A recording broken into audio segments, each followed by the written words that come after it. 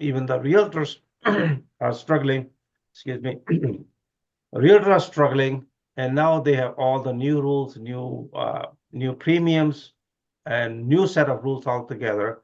But now the realtor who used to sell about 7, 8 properties, they're not even able to sell 2 properties a year, especially last year though. But again, here is another report. Only 26% Canadians can afford the home. Terrible affordability factor. But again, as it goes along, only 26% Canadians. Is that good news? Not really. We want more Canadians to own their own homes, but this is not happening as we speak, though. So what happened between 2000 and 2022 or 23? The house prices went up by almost 500% up, based on the Toronto Real Estate Board. So here is the new stuff, and sometimes you wonder, is it tech grab or what is happening? In the city of Brampton, they introduced something new. They say, oh, you need to register if you are a piece of property you are renting or it's less than 4 units. It costs you $300 a year. If you don't do it, there will be penalties and compliances and so on. And is it a tax grab? Now they're estimating there are about 30 to 40,000 properties which people have not registered, and they're collecting, and for whatever the reasons are, we are complaining about lack of housing, shortage of affordable housing rental, and here they are hitting all those areas. I understand they've done it before, but it was provoked again, residential rental licensing pilot. Now, by the way, it just came to Brampton. Don't be shocked to come to your city next. If you happen to be a small landlord, hey, you could just be aware of it.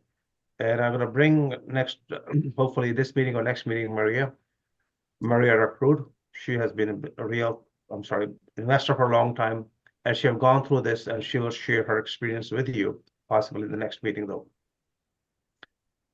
So what is happening with investors in Toronto? 56%, 57%. And now they are the one who are also hurting at the most as we speak. As a matter of fact, a lot of these things are not able to make sense for them though. This is another piece of property. Just thought I'd share with you. People are losing a lot of money. $590,000 loss on power of sale. They paid 1.4 or 1.5 million February 16th, 2022. Anybody who bought around this time and they have to sell it, definitely they're going to lose a lot of money. But $590,000 does not include all the land transfer taxes, realtor fees, and so on. And there's a lot more goes into it than a lot of people are aware of it. But this hurts. It does not send a very positive message to the market, but I just thought I'd share with you. I'm going to be sharing a bunch of these deals which happened recently. And hey, is there a better way? Yes, there is a better way of handling things. We are having a huge problem in Canada. A problem, it cannot be denied.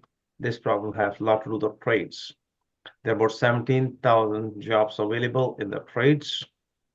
And now carpentry and renovation are available, by the way. I've been told, maybe some of you can correct me, that there are more people in the trade make more money than a lot of professions like IT professions or doctors. I heard that plumbers are making a lot more money, plumbers or even any building trades though. So in case you're a young person, you want to look into it, hey, look into it as well. The house gap, this is something we were talking about for a long time. We need 3 million or 10 million new houses. Whatever the information is, you will find it'll change as we progress though. This is going to be a rough 2 years for a lot of Canadian homeowners who have to renew their mortgages. Painful, but truth. And even though there is some good news on the horizon that interest rates may not drop down in the mid 2024 or late 2024. Again, everything is based on speculation. I hope they are right. I hope that they do drop. because a lot of Canadians are living hand to mouth, and this is a huge, huge issue all across the board. It's not only for investors, it's for everybody, and everybody is going through this difficult time. Uh, Talking about super distressed sellers, high interest rates, they are really killing them all together. And here's the question for you. I'm going to ask all the experts on reply. Should you invest in Canadian real estate this year? David Grossman, Yes. Hi, can you hear me okay?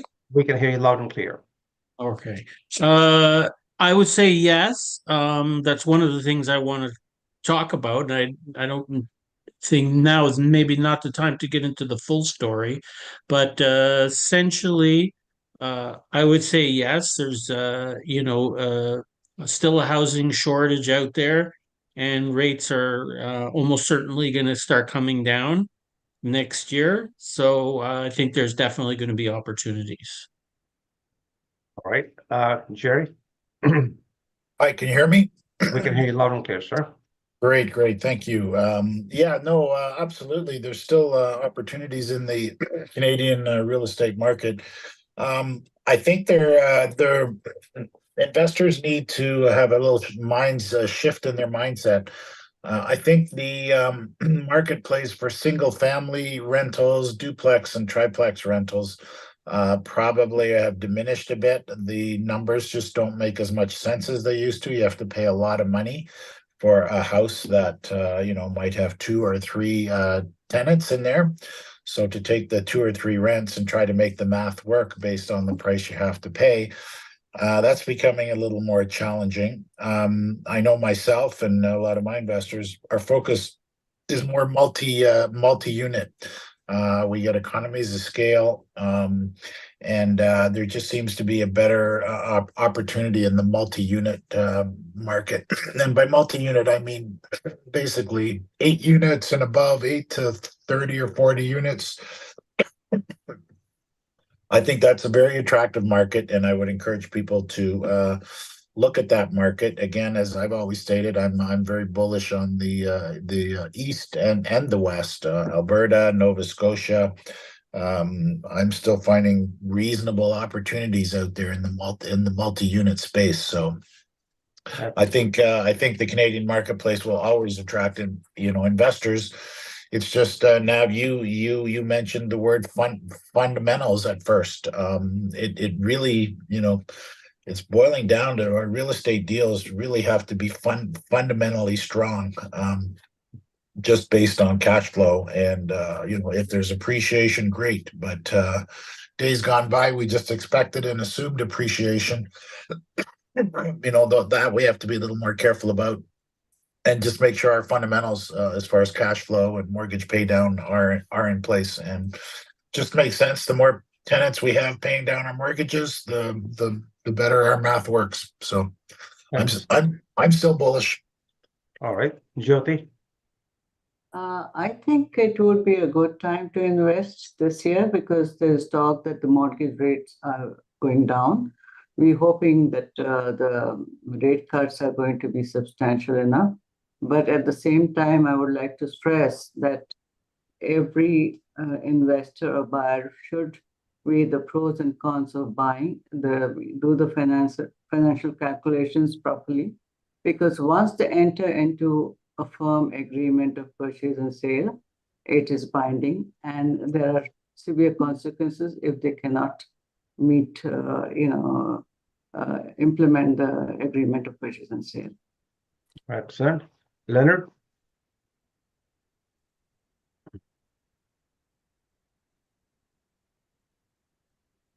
Randy.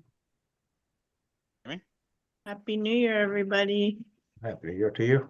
Yeah, I think absolutely. It's the biggest and best asset you're ever going to invest in.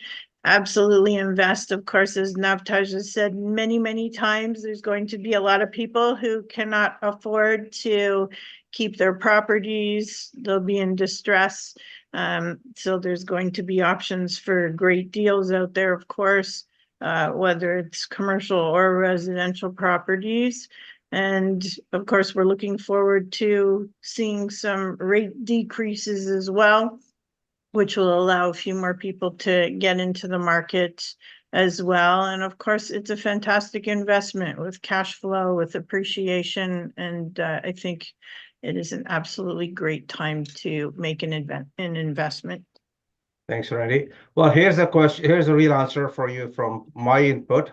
There's a lot of inventory available, tons of inventory. You have pick and choose, and the sellers they need to sell. So you got all this is a buyer's market. Buyers have all the opportunities, better options, vendor take back mortgages, you name it. There are a lot more things available. As a matter of fact, builders are bending backward. They're offering pay down mortgages, vendor take back mortgages, promissory notes. And guess what? There are very few deals out there. I'm sure there are a few deals where people are bidding a bit more than asking, but most of the time it's underbidding by 10%. Underbidding is a great way of negotiating a deal. There are some people who they got themselves in a pickle, and they're a bunch of speculators. The speculators, they know how to lose big time. They don't care. And you'll come across a couple of these speculators, great. They just want to unload their inventory because they're hurting with a negative cash flow. And now they know because they invest money on the stock market. They're used to it.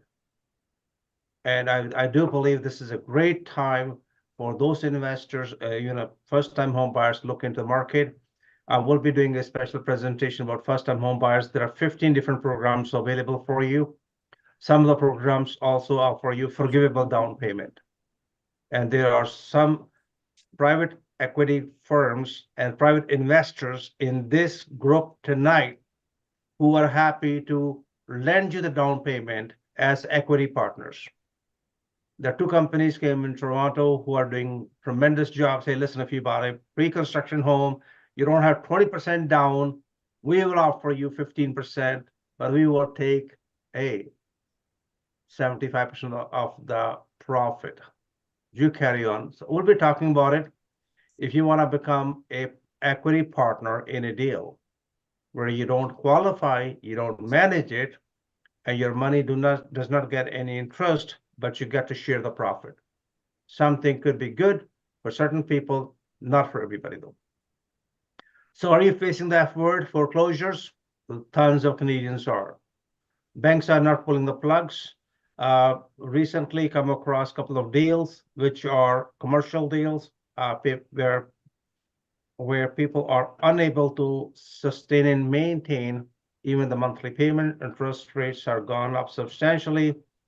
And these properties are gone through bankruptcies, insolvencies, and so on. But there are tons of opportunities out there where you can buy land development ready to build, and there are a bunch of things happening.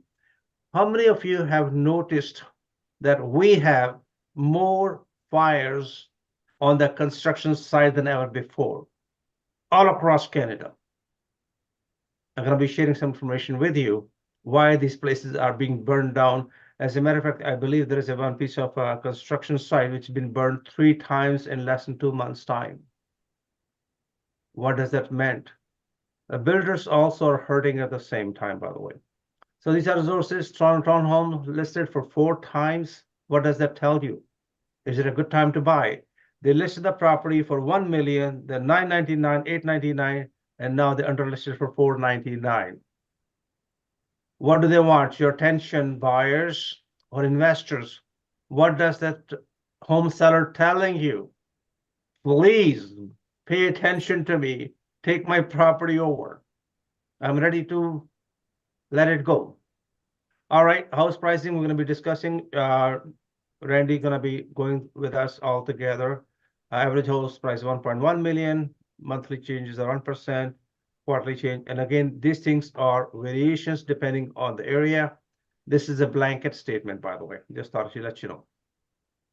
Water region has gone through a bit of setbacks, about 8%. Again, we won't get too much into it. We're going to have Randy to go through with us at the same time. So Who is Randy? Well, just to let you know, she's my sister. She's 11 times #1 international best-selling author. 11 times. And soon it's gonna be 12. I know that. It's gonna happen this year. And she's a real estate broker and we have known each other for very long. Randy, it's all yours, my friend. Thank you so much, my brother. And yeah, so I'm excited to share a little bit about the trajectory for this year. RE/MAX says, and there's lots of different organizations who have something to say, and they're a little bit different. So RE/MAX says the national average residential price is expected to rise slightly in 2024. They think by about 0.5%. There'll be increased activity. 59% of Canadians housing markets surveyed are anticipating unit sales to increase in 2024. And 41% are expected to regain balance, 28% to favor sellers, and 21% to favor buyers, and 4% to experience mixed conditions. Consumer confidence in home ownership as an investment remains steady. Despite our challenging marketing conditions in 2023, according to RE/MAX 2024 Housing Market Outlook Report, the majority of Canadians, at 73%, are confident that home ownership is the best investment. Brokers and agents expect the market to be slightly more active in 2024 by 0.5%, as I mentioned earlier, and 61% of regions surveyed anticipating unit sales to increase as well. The majority of Canadians, at 72%, believe that a municipal, provincial, and federal government makes plans to increase housing supply. It's important that they consider the diversity of the new housing that's being developed as well. More than 4 in 10 Canadians believe climate change will impact their decision on whether to buy a home this year, 41%, while approximately 1 in 5, about 21%, are exploring alternative home ownership or opting for interprovincial city moves, that's 17%, in search of greater affordability in the neighborhood that they love. Additional information would be that more than half, so 54% of Canadians, are concerned that further interest rate increases will impact their ability to engage in the real estate market, of course. 6 in 10, about 59%, feel confident that working with a professional real estate agent will bring value to the process. And about half, 47%, of Canadians believe Canada is one of the best countries in the world to purchase or own real estate. Royal LePage is forecasting a 6% rise in the average home price in Greater Toronto by the end of 2024 and a 4.5% rise in Ottawa. By contrast, RE/MAX forecasts an average of 3% drop in prices in GTA for 2024 and a 2% increase in Ottawa. So depending where you look, you're going to get some different answers. TREB, despite the challenges faced in 2023, is optimistic for the real estate market in 2024. They say borrowing costs are expected to trend lower in 2024. Lower mortgage rates combined with a resilient economy should foster a rebound in home sales this year. As borrowing costs are expected to decrease in 2024, it may prompt renewed price growth in the coming months. So those are some projections. Current market stats is we've got in sales, everybody seems to be up, the best being semi-detached and almost 37% up year over year. The condos went down 1.4%. So, and then the average price, townhouses went up the most at 5.5%. Condos went down 3.1%. Detached and semi 2.5 and 1.7% respectively. And then the overall price of homes is slightly down from 2022. The end of year 2022 at 1.19, and the end of 2023, we've got 1.126. So just slightly down. And then as a final mention, off topic, is that I have a bunch of franchises for sale: burger, pizza joints, Tutor Doctor, condo at Bathurst and Wilson that's on the market, and lots of commercial properties. So please connect with me. Thank you. Thank you, Randy. Appreciate it. That's Randy Goodman. She's a top-notch realtor, especially in GTA. And as I mentioned to you, she's the best time seller, international best time seller 11 times. And she's gonna do 12 this year. And let's keep our finger crossed. We know that she's gonna do it. She's also gonna bring our top-notch real estate lawyer, Jyoti Chaudhary. She has information or graduation from India, UK, and of course Canada. So she can offer you a little bit more because she's aware of it, and she's a good friend, family friend for a long time. And tonight, Jyoti, are you there? Yes, I'm here. Thank All you, right, all Nav. yours. Thank you, Nav, for the introduction, as always. Today, I'm going to be talking about what would happen if things went wrong with a real estate agreement of purchase and sale.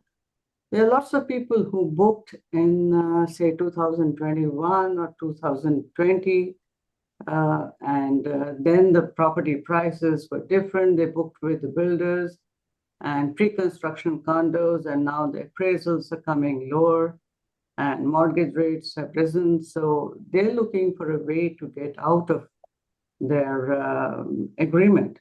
So this is a very tricky scenario, because once you sign an agreement and it is firm, you're bound by it as a purchaser, and you really cannot get out of it.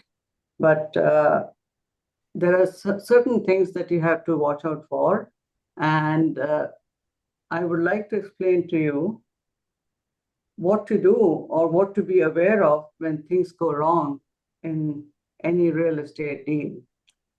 So if you cannot close and say your sale price is 800,000, and you put the seller puts the home back on the market to sell it again, and it sells for, say, 750,000, then the seller can sue you for the difference, for the loss that he made. That is 50,000 plus the interest and legal fees. So you're not just looking at walking away from the deposit or from the deal.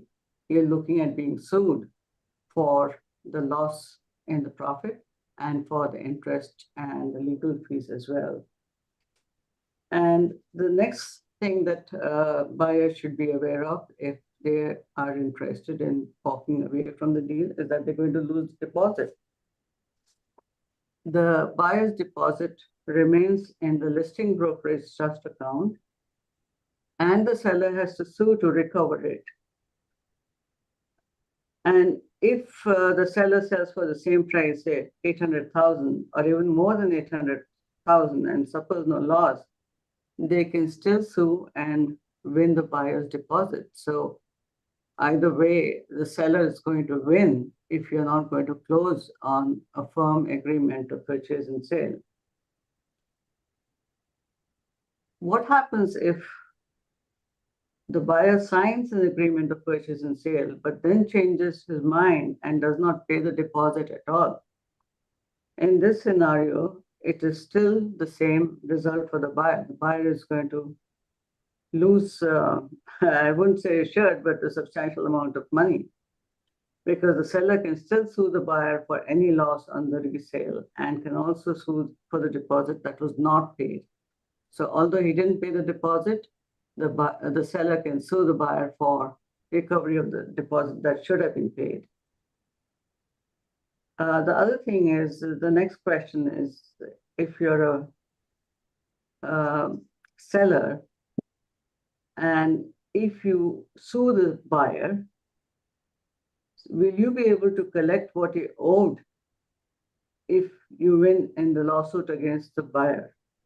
So this is a question that the sellers have to answer to themselves, and before they take on litigation, which can be very expensive because they have to pay the lawyer's fees and things like that. And of course, if they win, there are substantial indemnity costs which are recoverable.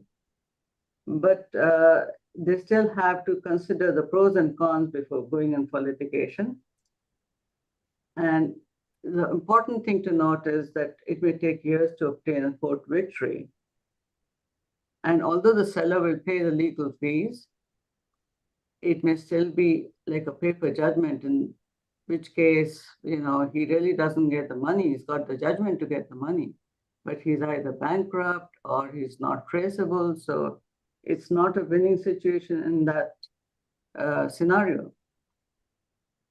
The last thing that a buyer can resort to if he does not want to close at that particular point is to seek an extension of the closing date.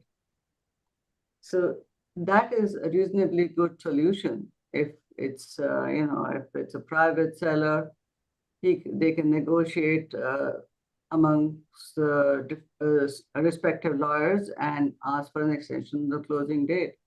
Or even if it's a pre-construction property, it can be negotiated with the builder's lawyer that, okay, this is the new extension date that is requested. And a lot of times it is granted, the new extension date, but of course there are costs to it. In any scenario, whether it is a pre-construction property from the builder or whether it is a resale property, either way, there are going to be terms and conditions on which the extension is going to be accepted. So the buyer has to be aware of that it's not like he's going to just get an extension and not have to pay anything extra. There may be extra deposits which would be required. There would be legal fees. There would be a host of other things. Maybe the seller has to, buy another property and he has to move into a hotel because he can't buy the other property without selling the first one. So there are lots of things to consider, but an extension could be a way out. But in any case, the buyer has to be aware that once he makes an offer and he signs the agreement of purchase and sale, and it is firm, there is no way he can get out of it without incurring losses and without getting into litigation. That the prospect is always there, the possibility is always there. So be aware of these things before you sign on the dotted line. Excellent, Jyoti. I got two questions for you. And again, Jyoti have given advice and I was hearing it.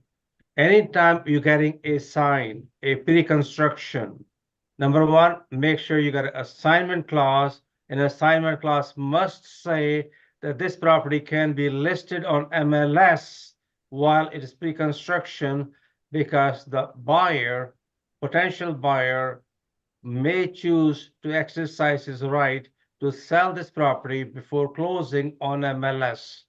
So again, you must consult your real estate lawyer ahead of the time. There are two ways of consulting a lawyer. The cheapest way is before, much, much easier. If you consult it after, that's a lawsuit that costs you a lot of money and a lot of time.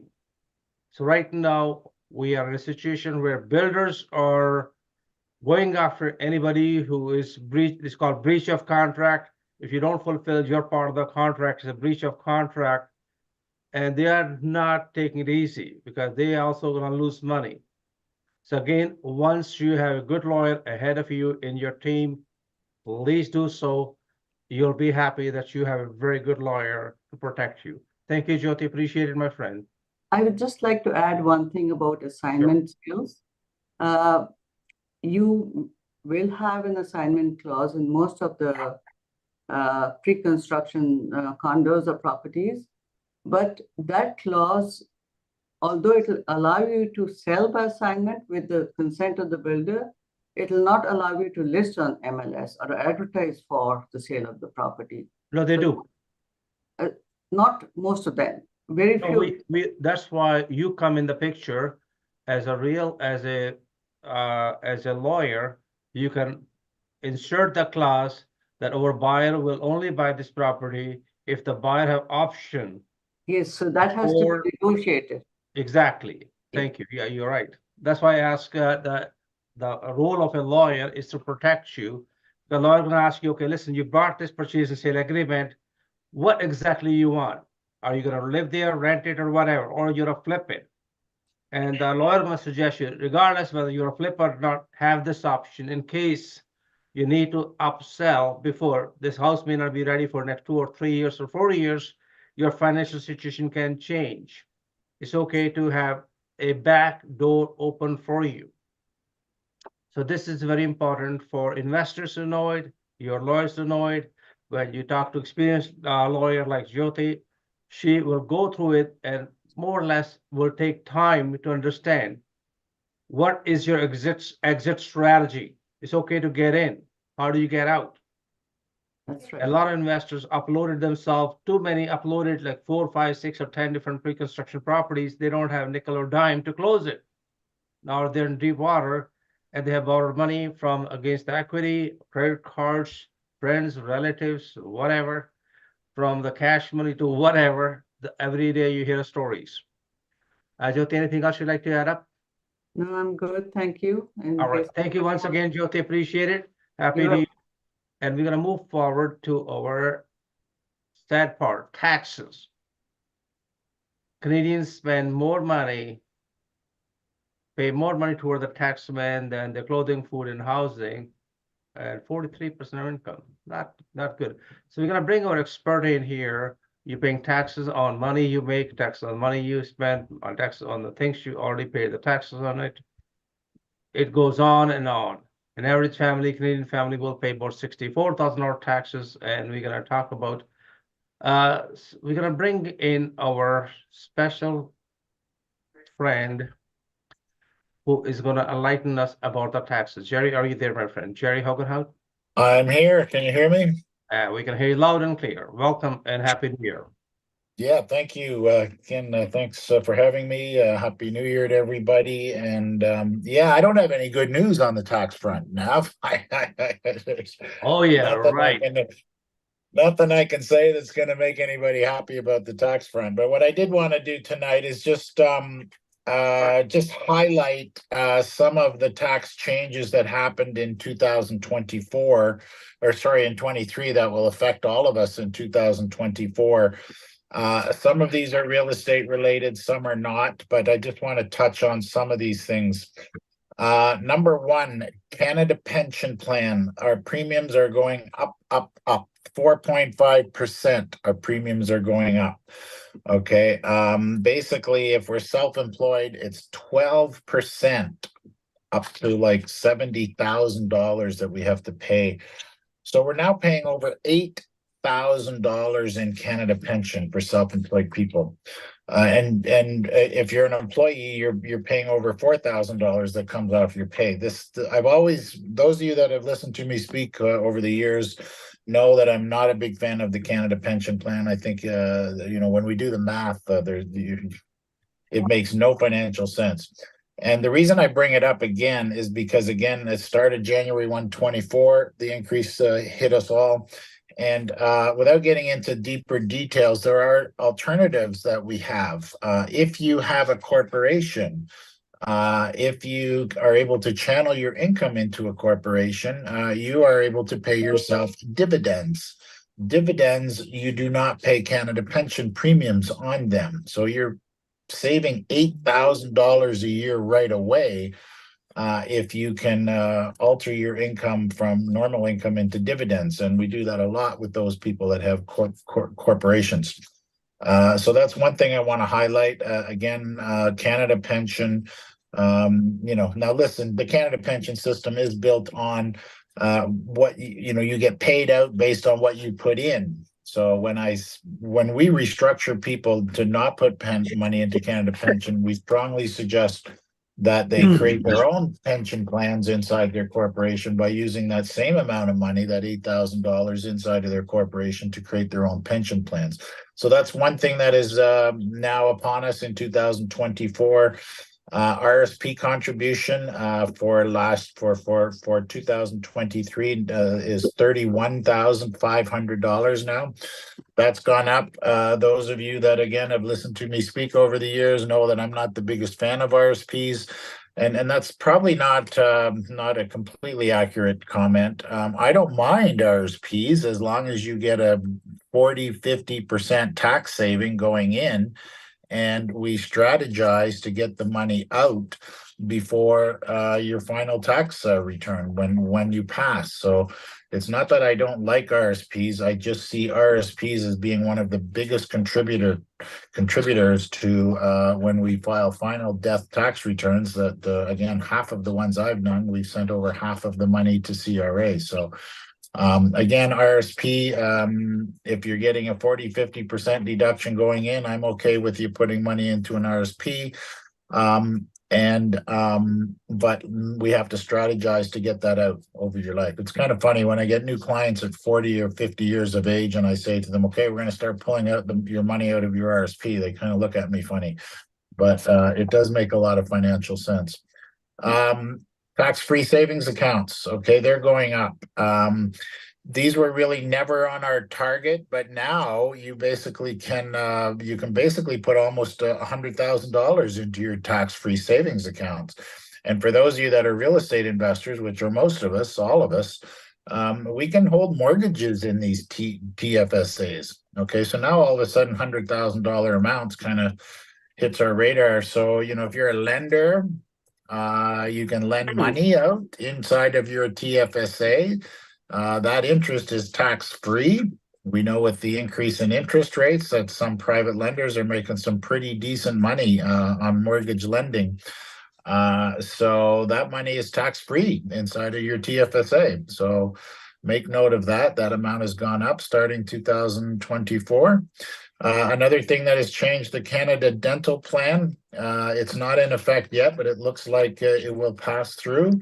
And in a nutshell, if you earn less than $90,000 and if you do not have a dental plan, we're going to have some good news as far as the cost of our dental work. So that's something to look forward to. But needless to say, it all comes at a price, and I'm sure our national debt will just continue to rise to fund these initiatives for our government to buy themselves votes. So the other thing, real estate related, first-time home savings accounts. This is not the home buyer tax saving account. This is a brand new initiative by the government. Finally, I'll give them kudos on this. You can put up to $8,000 a year. It is a tax deduction. You can put up to $40,000 in total. And it's really designed to try to help people save for a home.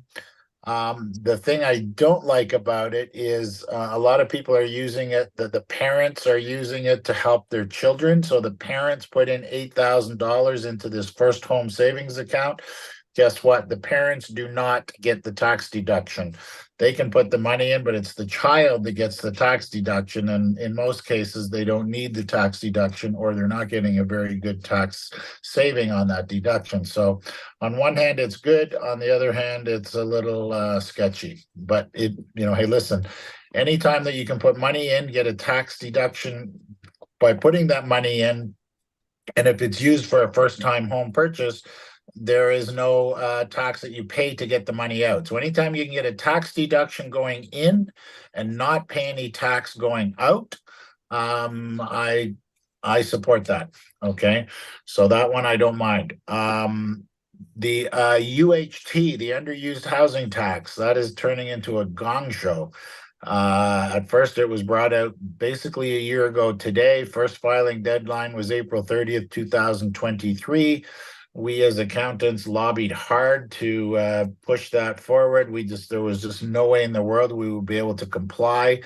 Plus, it's the most misunderstood legislation ever. It's horribly written. There are still today many questions without answers whether people are required to pay this underused housing tax. The deadline got pushed to October 31st of last year. And as we worked very hard to try to get all these filings on behalf of our clients, the government once again reacted to a backlash. And now the filing deadline is April 30th, 2024. So the 2022 deadline is for April 30th, 2024. So we got a lot of work to do by April 2024, whether we have to file this UHT tax. I don't want to go deeper than that into it because it's a conversation for an entire night. They've changed the trust reporting rules too. That's another thing that they've done. Trust reporting. So I don't want to get into a deep dive, but if you have trusts, just understand that there's trust reporting rules. A couple more here, Nav, and then I'm done. Short-term rental deductions, the Airbnb thing. Okay, Nav, you touched on that.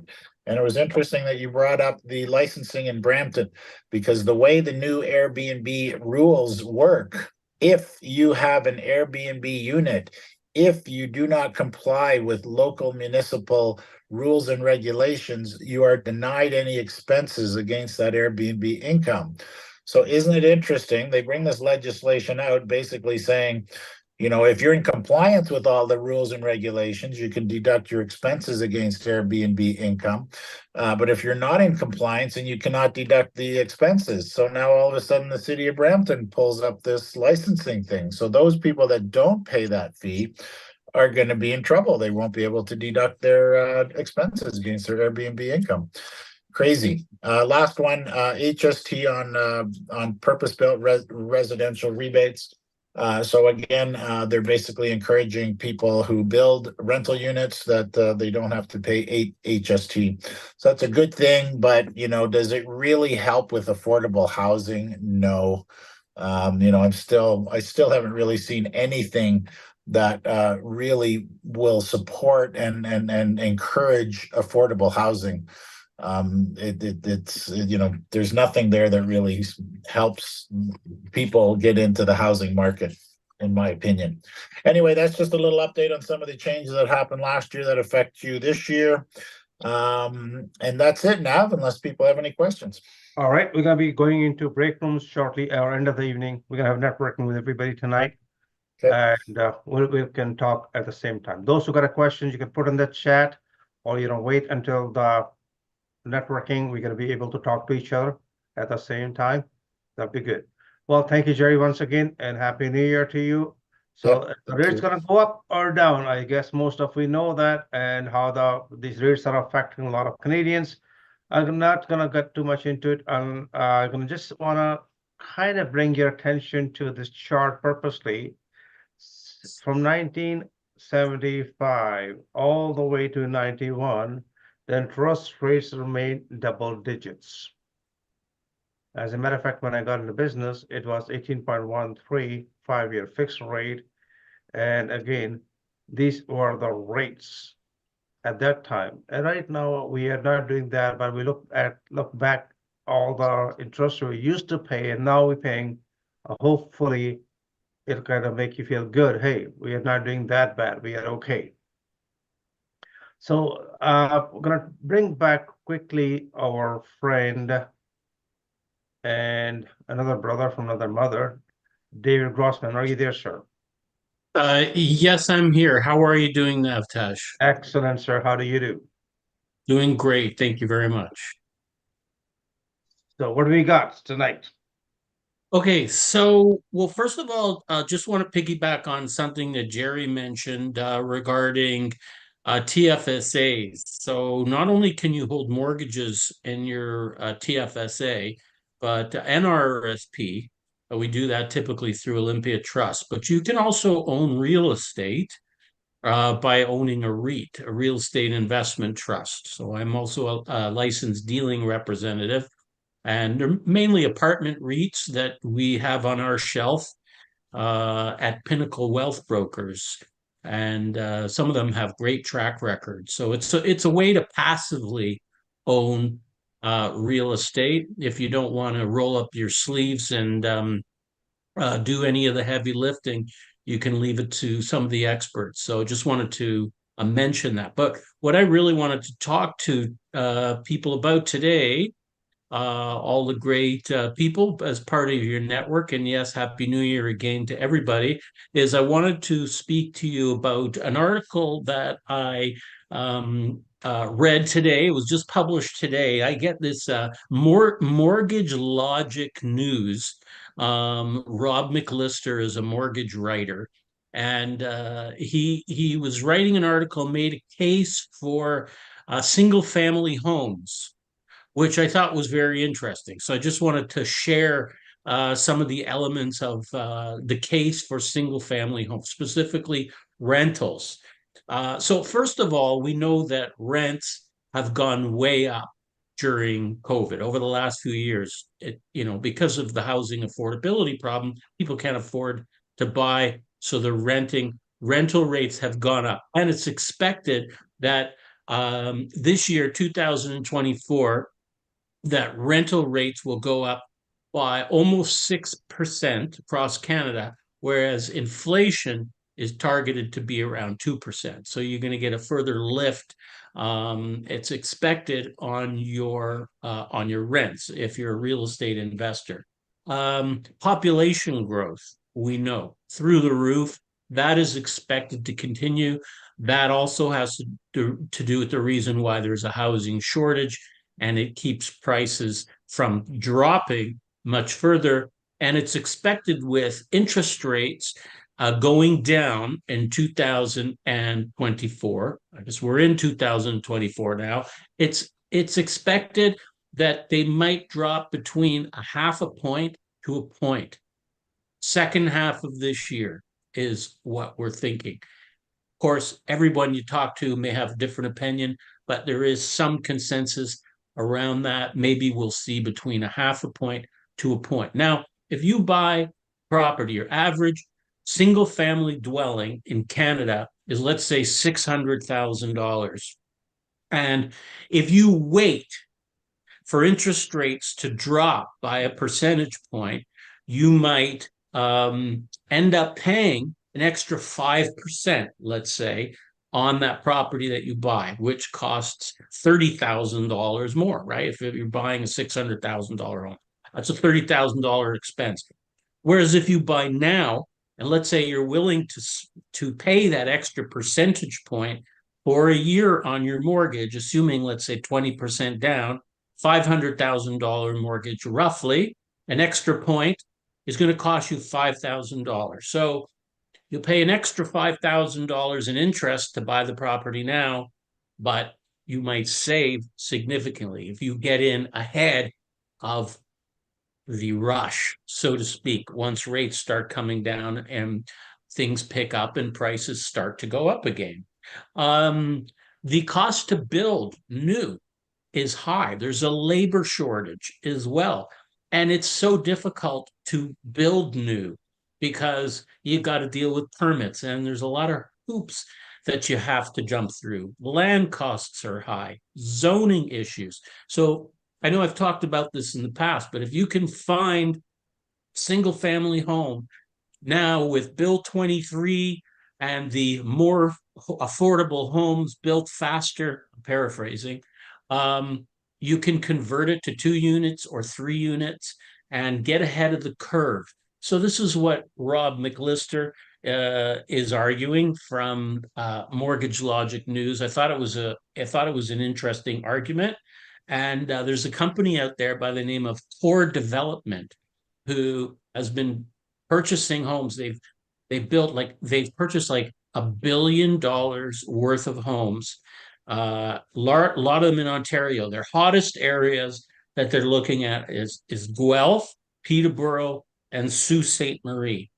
And not everybody likes them because they're trying to make money off of what might otherwise be affordable housing stock.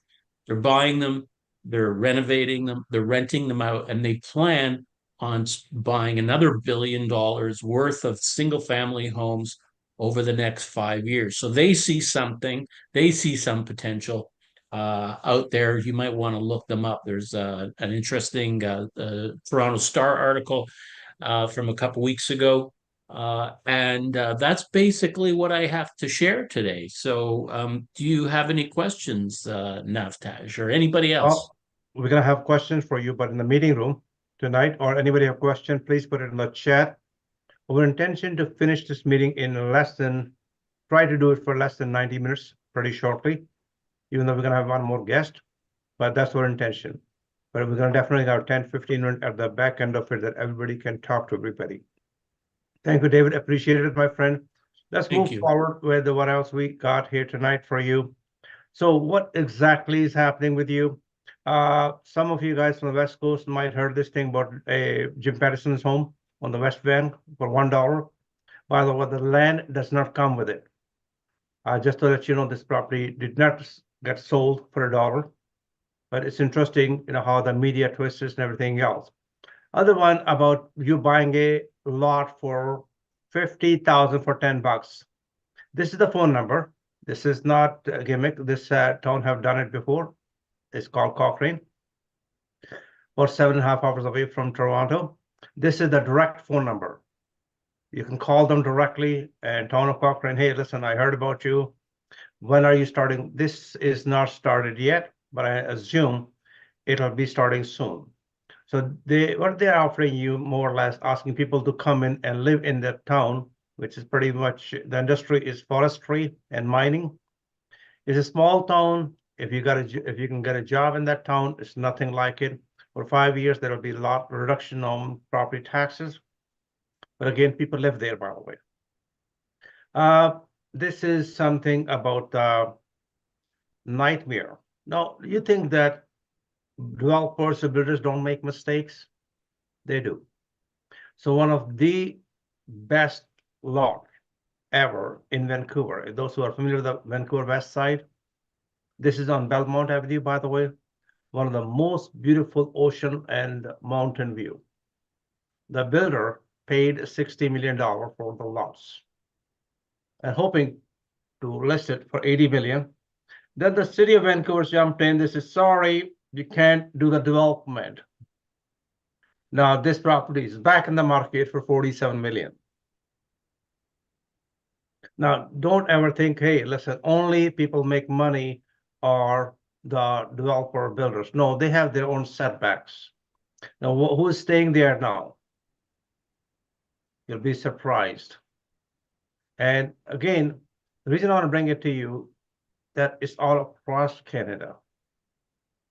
Now, I'm going to talk about something else, a home sold below asking price in what is happening, what these properties are happening, what property gets sold for, what is the loss on these properties, why is there so much suffering? This is in Innisfil, by the way. It's unbelievable that this lot got sold for $550,000. If you think there are not bargains out there, check it out. This property should have been worth about at least $1 million.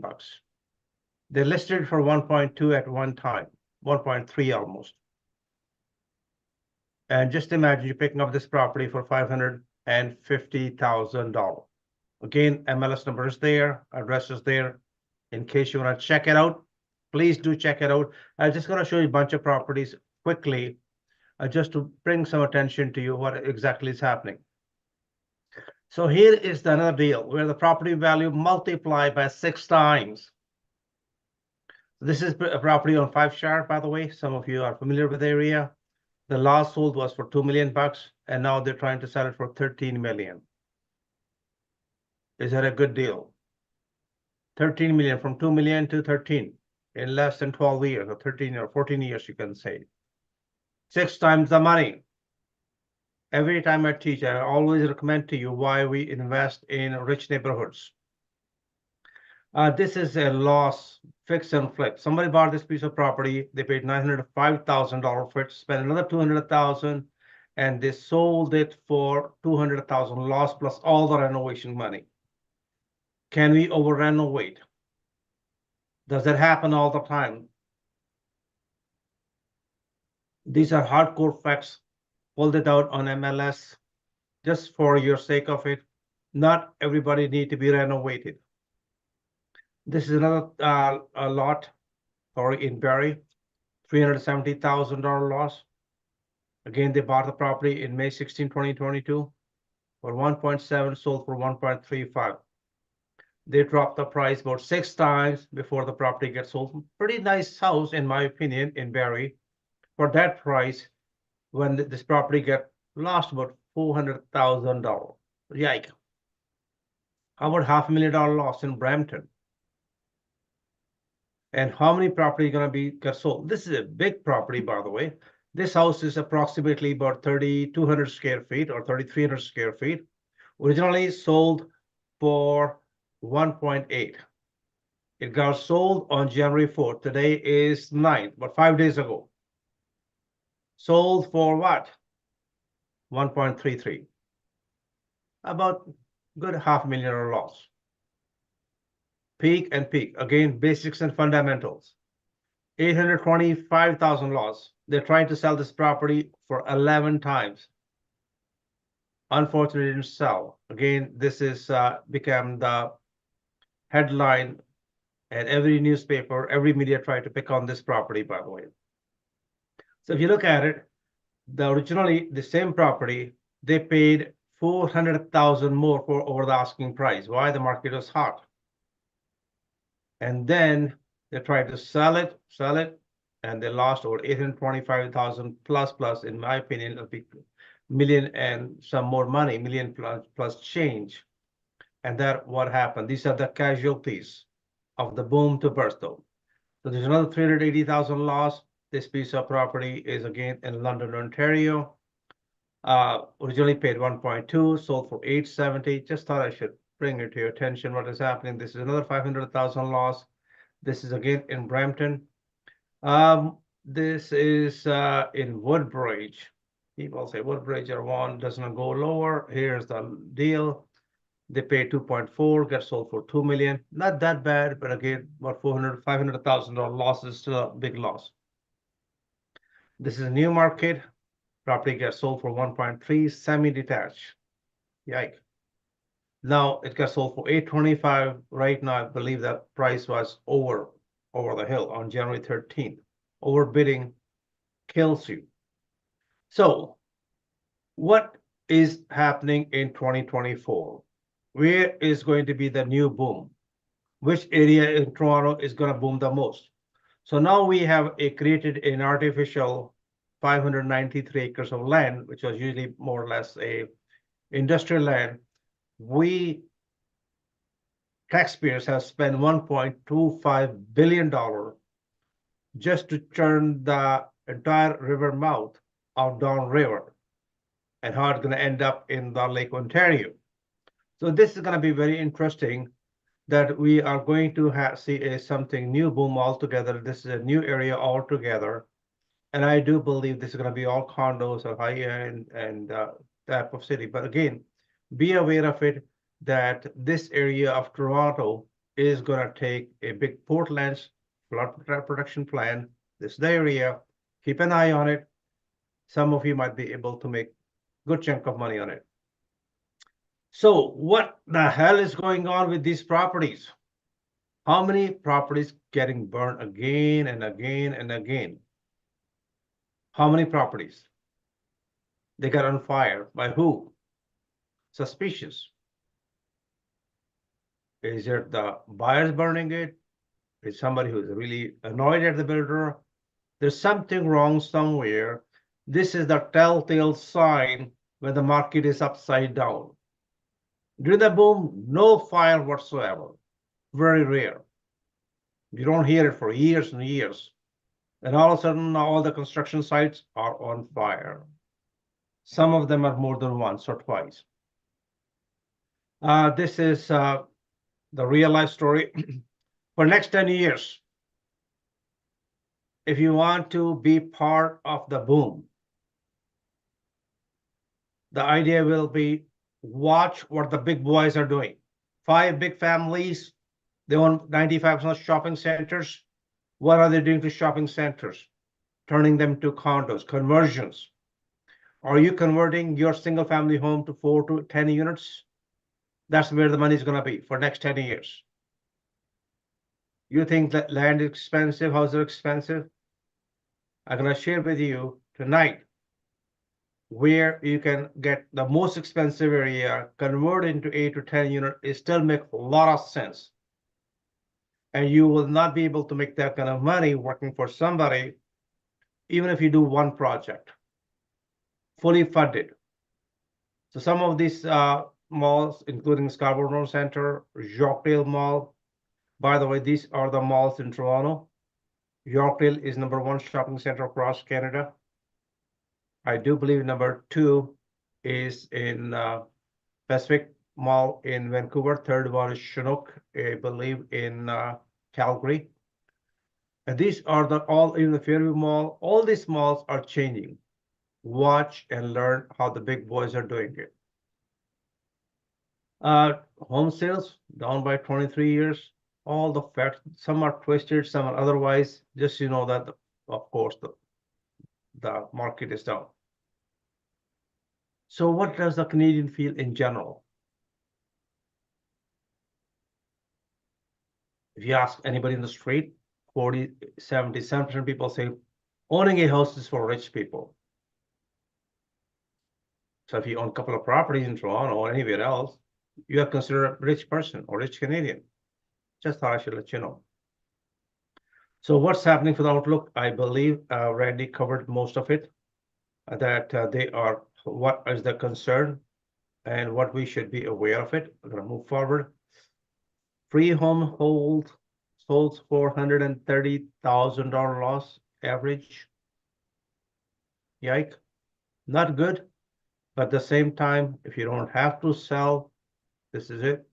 Just like anything else, you got a piece of property, it goes up or down, you hold on to it. As long as it's a positive cash flow, you're able to afford it, you're okay with it, but don't overextend it. Those who have overextended it are selling right now. Some are victim of circumstances, but those speculators, they have overextended themselves, are paying for it, unfortunately, and paying it big time. True, but painful. So what cities are the best quality in life? If we look at it, Toronto, Vancouver is #5, by the way, and Toronto comes #9. But in between, somewhere, there's a town called Calgary, which is on fire. Alberta is booming like crazy. Affordability is the name of the game. It's a beautiful city, by the look at it, mountains and Chinooks comes in there the winter, so winters are not that bad. I've been there for God knows for the last 35, 40 years, many times over and over. So, question, everybody talk about what the heck is inflation? Why it is so high? Why we are suffering from it?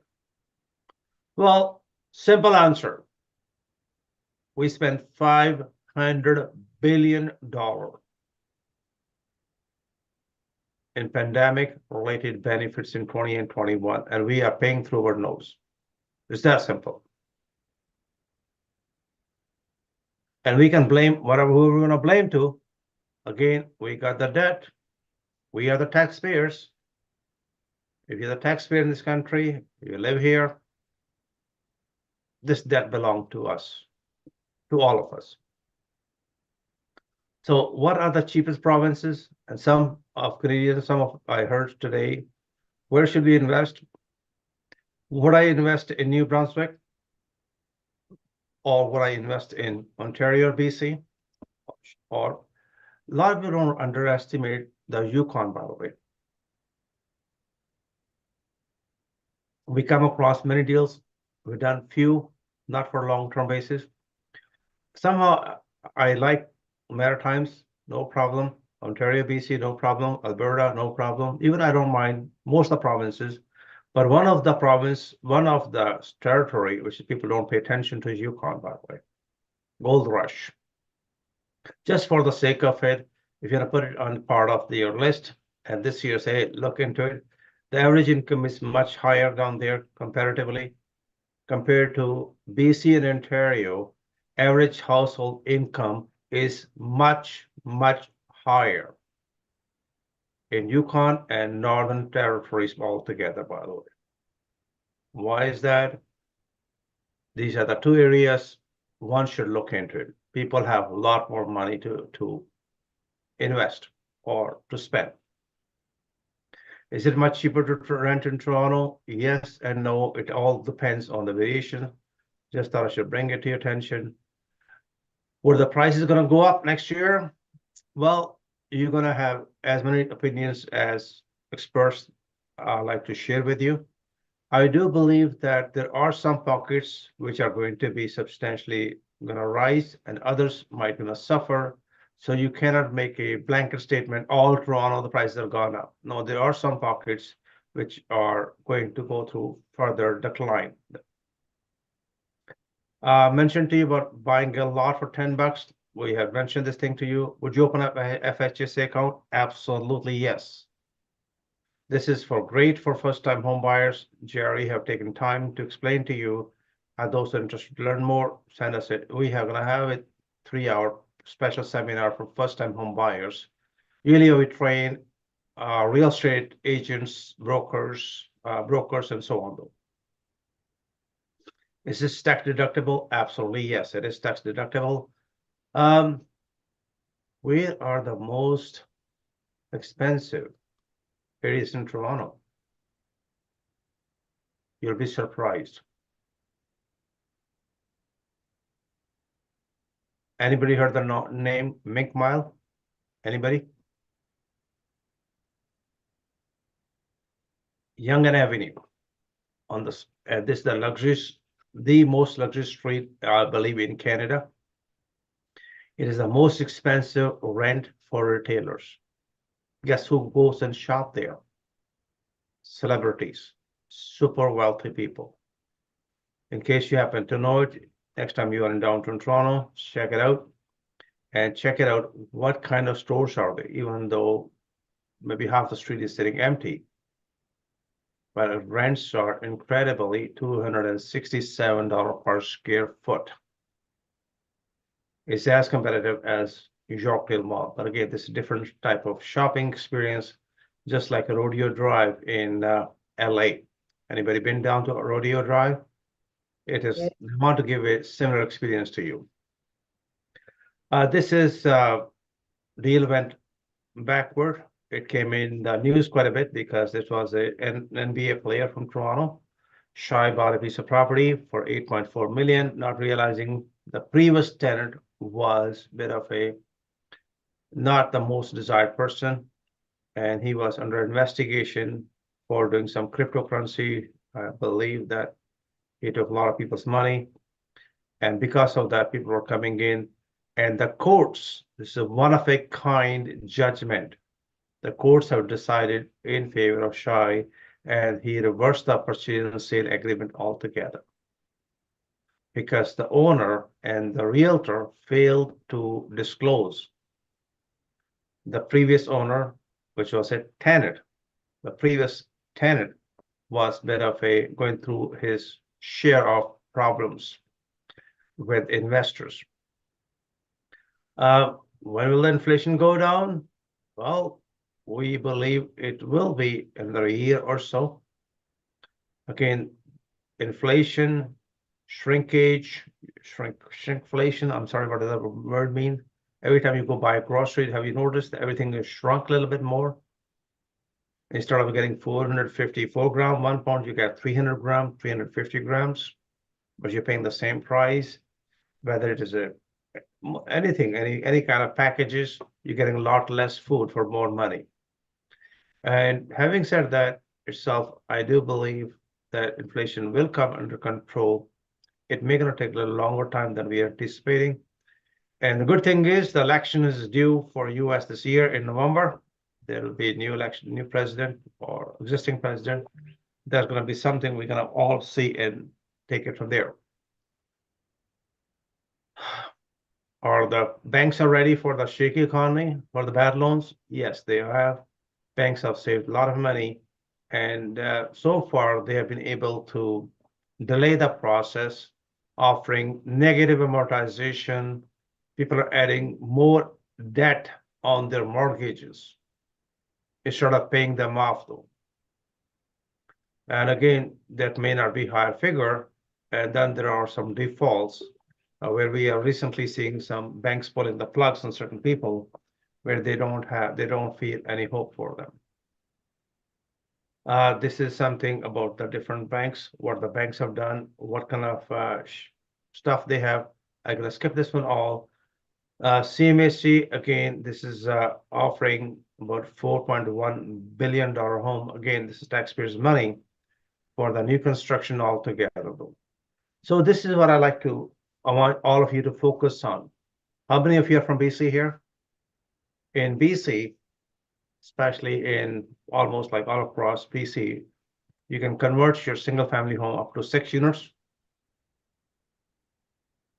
If you're very close to transit, or 4 units, depending on the lot size, I think this will be definitely the money maker for next 10 years to come all across Canada. This is in BC, and this is something Bill 44 in BC as well. They are asking family, hey, listen, why don't you convert single family? And now there's an issue. What's gonna happen to the single family home? Are they gonna disappear? There is a bit of opposition on both part of it. We'll see how does it go.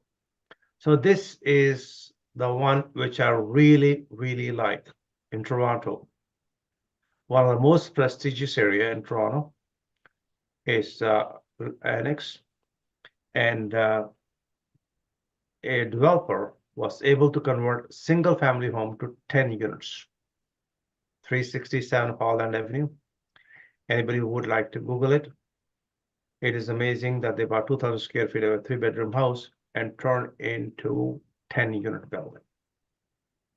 I do believe that this is going to multiply your investment. You don't have to wait 10 years or 15 years or 5 years or whatever. This is going to become a humongous passive and massive income for you, even though the upfront cost or carrying cost will be a little higher, but it'll be worth the investment. I definitely recommend for next 10 years, if you have a lot, you got a piece of property, you can turn from single family to 6 to 8 or 10 units, nothing like it. If you happen to have a lot on the main street in Toronto, you can go up to a 6-story high building. If you see it on Finch Avenue, Steeles Avenue, Shepherd Avenue, all those main streets, single family home can be turned into 6-story buildings, by the way. So here is contradictory. People are saying, one company is saying house price is going to go up, other are saying price is going to go down. Again, both are right and both are wrong, depending upon which area, what location they're talking about it. Generally speaking, I do believe this market is going to be a bit challenging for next 2 years until the mortgage rates are come under some sort of a stability. Interest rates going up dramatically was a shock to anybody and everybody. And nobody knew that's going to happen. And if somebody knew it, maybe they are the genius. We are not. I'm not aware of it. I was shocked just like anybody else. But now we got to deal with it, whatever we got here. So I'm going to skip this one too. I'm going to move into quickly to our, all this, let's miss this, sorry. People got caught. Just to let you know, there are 3 quick things coming up.